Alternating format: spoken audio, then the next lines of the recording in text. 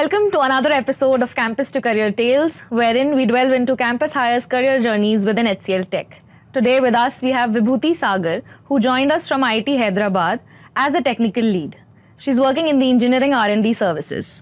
Hey Vibhuti, welcome to the show. I'm really happy to have you here. Thank you so much for having me. So Vibhuti, I know that you did your BTech from Indira Gandhi Delhi Technical University for Women, and you moved on to do your Masters in Design from IIT Hyderabad. So I would want to know, how did that play out for you, and why was that switch, that happened?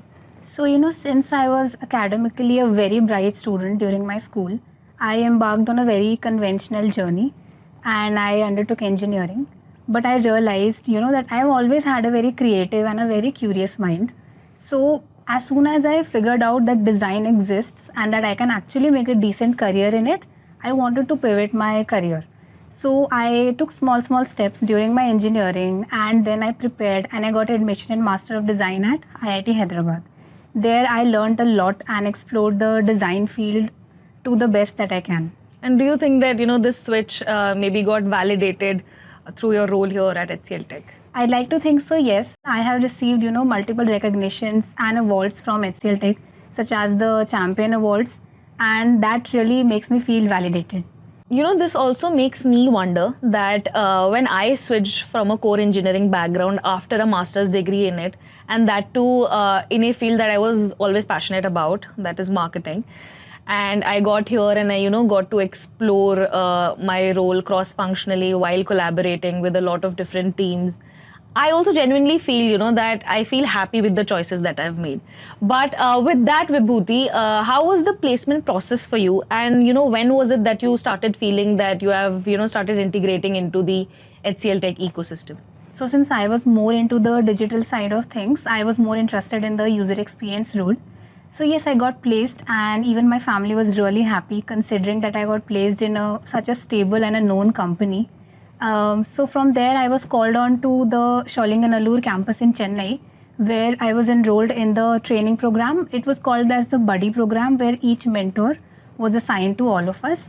Okay, so adding to that buddy program thing, when I entered into the organization, we also had this buddy program thing going on, in which I was assigned a buddy who was a colleague in my team, and he had the role of updating me through everything and anything. So be it, letting me know all the processes, or how my role will expand, and Right. I will get to explore different things, or updating me on the gossips. So the fun fact is that his name was not his name was my buddy. But yeah, coming back to your buddy program. So during the buddy program, we did some POCs. POCs are basically proof of concepts where we are given dummy work so that we can get an experience before diving into the live work. Other than that, we were involved in capability building activities, upskilling training programs, such as I learned, 3D modeling and extended reality. So I experienced amazing mentorship and peer learning. That sounds like a cool start to all of it. But I know that you hail from Delhi. And how was it, starting your career, or I would say, your first job here? So hailing from Delhi, experiencing the new culture of Chennai was very exciting for me. Everyone really helped me in settling there. They told us about different places we could visit, different foods we could try, and even share different places where we could find, good North Indian food also.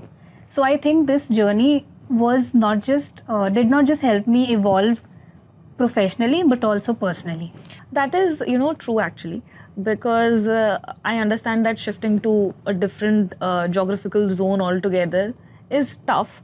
But I also believe that, the more you listen to different stories and different experiences of people, the more you evolve. Right. Because I believe in the power of storytelling.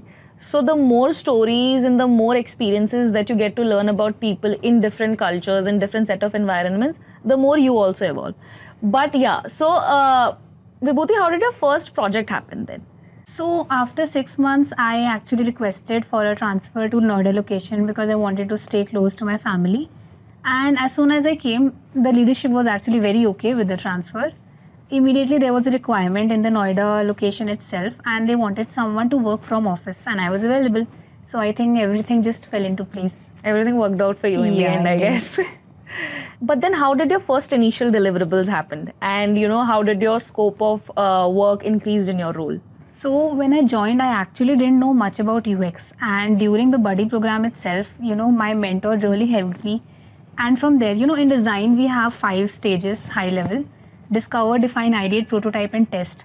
So how to apply these 5 stages and create end-to-end user experiences, that's what I learned. Then slowly I started to do more shadow work and request for proposals where we were helping bringing in new clients. So this really helped me dipping my toes and before I got into the live work. That's quite a lot of work, I must say. And I guess this all happened in the first initial 6 or 8 to 10 months, right? Yeah, in the initial 6 months.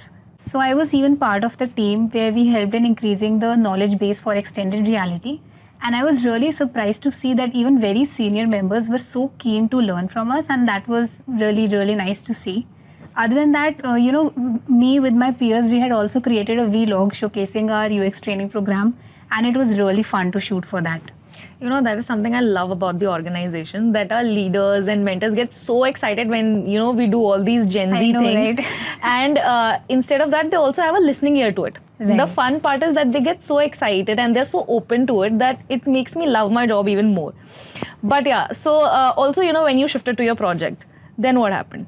So, as soon as I got involved in the project, I was suddenly responsible for designing the entire ecosystem of applications spanning from different platforms such as, tablet, desktop, web, and even smart TV application.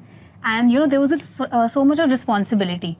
So, but my training, whatever I had learned before, really helped me in being prepared so that I could hold accountability for my work. That sounds like such a green flag in a company, because that is also one of the things that our EVP upholds to. That is, that we as an organization provides opportunities to employees which will help them grow in a wholesome way. But Vibhuti, along the way, I'm sure that, there might have been some challenges also. Yeah. But how did that, figure out for you? So yeah, there were multiple challenges, and I think my design team as well as my project team have really supported me. 3 challenges I would like to highlight. First one is that, in academics, the focus is on exploring the possibilities.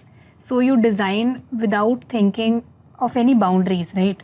But in the real world, whether we like it or not, we have to do things within constraints. So the first point would be designing within constraints. Second would be, as designers, we have to work with cross-functional teams and we have to take in feedback from so many people.